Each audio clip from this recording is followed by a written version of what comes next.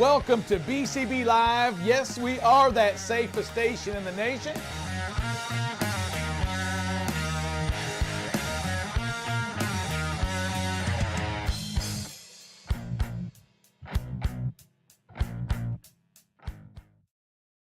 Good morning. Welcome to BCB Live. It's the safest station in the nation.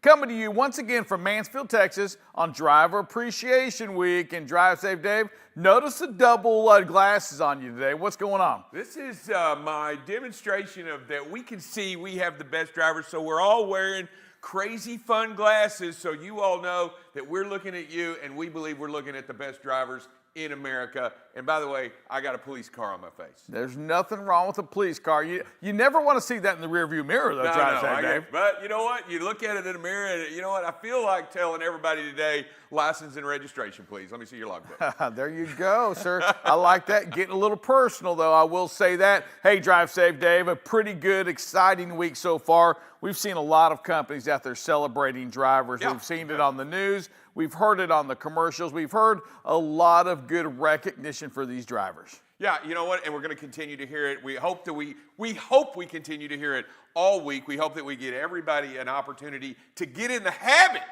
of saying thank you. Wouldn't that be nice if they just developed this fantastic habit and they did it every week going forward? I would agree. It's a habit that has to continue, Drive Safe Dave. And I would just kind of expect the same thing from you. I just feel like you should call me up every morning and just say, thank you, sir, Rick. You know what? And I'll get it, Drive Safe Dave. You don't have to go any further than that. No. Just Rick, to say thank you. Rick, let's be honest. Most of the time I walk around, I give you that nod. You should already know it left sometimes. Yeah, that nod, I just don't know if that nod's you falling asleep or not, Drive Safe Dave. I mean, it's that nod right there that I'm falling asleep. It's more one of those. You know, one of those ups, one of those. I hear you. Yeah, hey. Early in the day, Drive Safe Dave, we do run across a few school zones out there. Hey, what are you showing today? You know, classes are back in session, and we got the shirt on. I just want to make sure everybody remembers there are kids, there are school zones. They will be crossing the street. And you know what? They don't always look both ways, Rick. They don't always pay attention. For certain. And we got to make sure that we pay attention for them, right? And if you didn't know this, what? You're not allowed to use your cell phone in a school zone. I don't think a commercial truck driver is allowed to use their commercial So it shouldn't be a problem then, right, Drive Safe Dave? Correct. We don't talk about that because we know you're not using your cell phone anyway. One of those things that's just not allowed to do in a commercial Absolutely. vehicle. And listen, you don't want to be distracted in a school zone because those are areas in which you really need to pay attention. Those kids are running around chasing each other. They're not paying attention. You need to pay attention for them. And there's a couple of rules, Rick. Did you know you're not allowed to pass another vehicle in a school zone? I didn't know that. That is correct. You are not allowed to pass. I mean, at 20 miles an hour, you really shouldn't be passing anybody. Exactly. Anyway, But you're not allowed to pass. I'm going to go fake news on that. Hey, listen out there. If you're out there, hey, help me prove him wrong. Fake news galore. There's just no chance that's a international rule like Drive Safe Dave's saying. In the state of Texas. I'm going to go in the state of Texas. I'll go state of Texas. All right. Hey, listen, we're going to go to a quick break. Today, we do have Freight and Review, Dave. We're going to talk a little bit of freight. It's the week following a holiday. The data's not always the best, but it is kind of telling us a little story.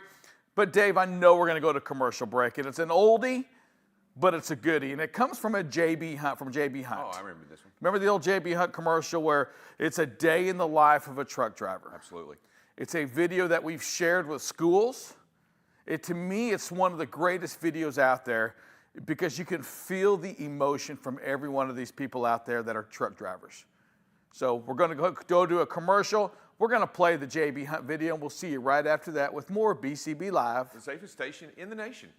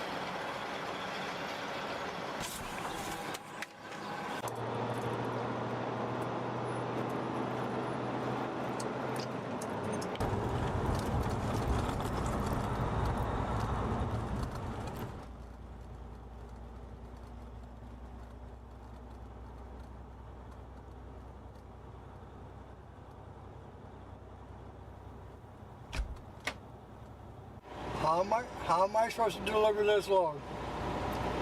Because I don't know what time I'm going to get done here. And once I get done here, I need to take at least a 10-hour break.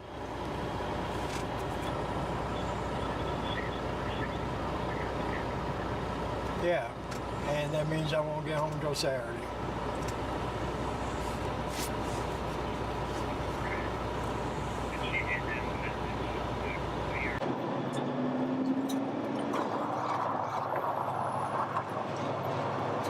That's on truck number 319320. I've got a regen problem. I've tried to regen it and nothing works. Would you tell me? Would you tell me? Hey, Beautiful, how you doing? I just want to let you know that my truck's in the shop.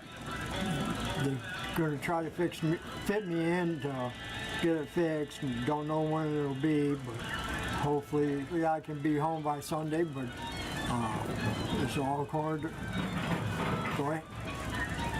Yeah, everything's fine. Just that trying to get the truck worked on.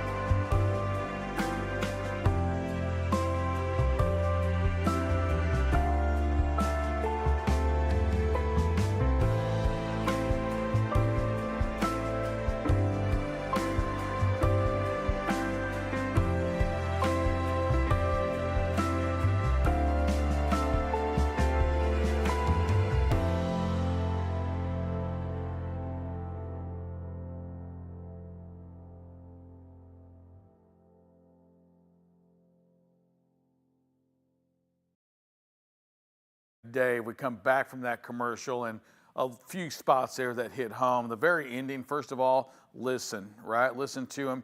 Care about our drivers. That's what Driver Appreciation Week is. The other parts that hit me, and I tell you, I watched it again this morning in just kind of preparation for this, and I tear up every time when I see, you know, that the driver, number one, talking to his wife, just saying, I'm not going to make it home till Sunday, Earlier than that too, Dave, he was like, so I'm not going to make it home till Saturday. You know, a day in the life of a driver. These are all real things, you know, and it's sometimes it's not anybody's fault. The shipper took too long in one of these things, causing that other driver to miss his son's championship. So many things we miss out there, Drive Safe Dave, in what we give for this country to our drivers. I just want to say once again, thank you for that. Drive Safe Dave, what do you think when you see that oldie but goodie? Yeah, you know, I like that it talks a little bit. You take a little bit through one of the drivers, and then you see multiple drivers, and you see multiple stories, and you see multiple things. And you know what? Really, that's really the great thing to me about the video is that it goes into continuing to that each one of these have their own story. Have their own story. Everybody has a something that they got to get across, so you to understand what's really going on with them. And I do like it. Listen, understand, and care. And to do that, you've got to listen good. You got to understand it, and you got to care. And I tell you what, that's what Driver Appreciation Week's about. It's about returning focus to what we need to when it comes to drivers. It is indeed. And once again, hey, I want to say thank you. And I'll just hit one more thing on that. Dave, you talked about that. To be able to do all that means that you as a company, as a dispatcher, as an owner, it doesn't matter what you are. If you as a shipper, receiver, hey, you absolutely owe it to them to give it your best. That's right. They don't deserve that they get 2 free hours. You know, if you can get them unloaded early, get them unloaded early. Take advantage of, take advantage of your ability to make a difference in their lives. That's what we have.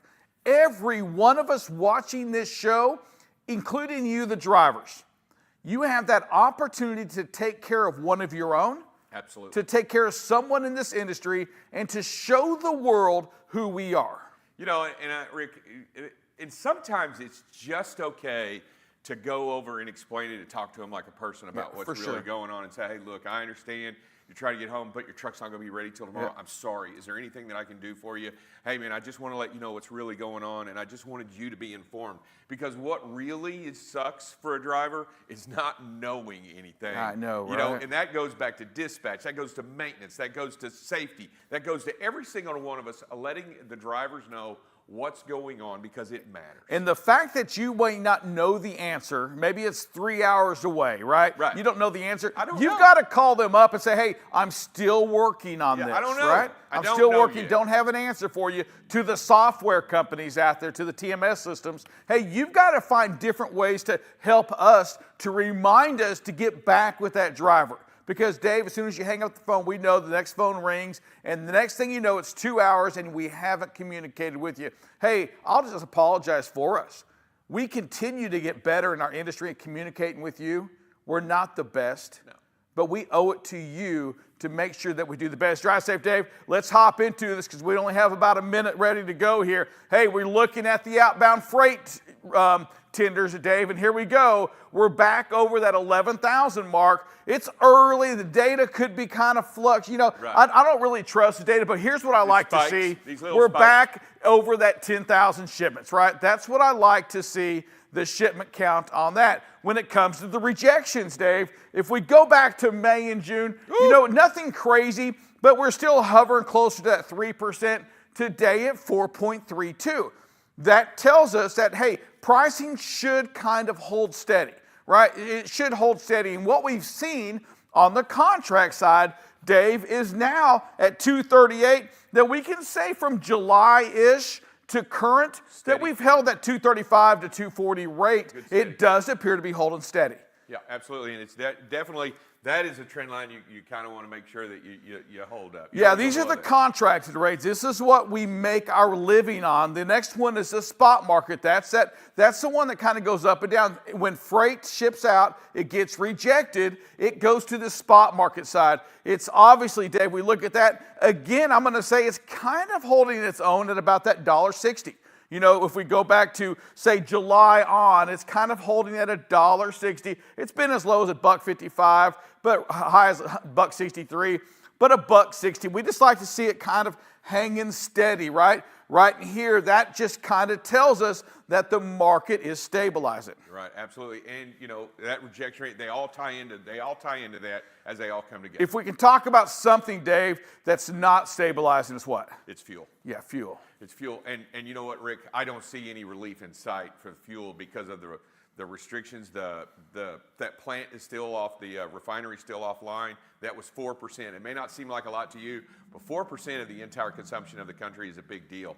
And then right here, we got it continue to go up. It went up again. We reported it yesterday. But I'm going to tell you, Rick, this makes it hard out there on the owner-operators as this continues to climb. Yeah, for certain. If we can get the camera on this one here, hey, let's show that 451. Here it is right here. You can see it just continue to jump up, and that's since the end of July. Yeah. Right? It just began to climb and climb and climb. It's a strong increase. Hey, drive safe, Dave. I know we have weather. Let's jump into it, brother.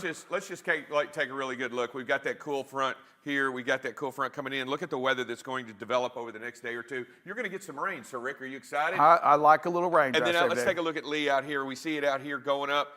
They do see it targeting now around that main area.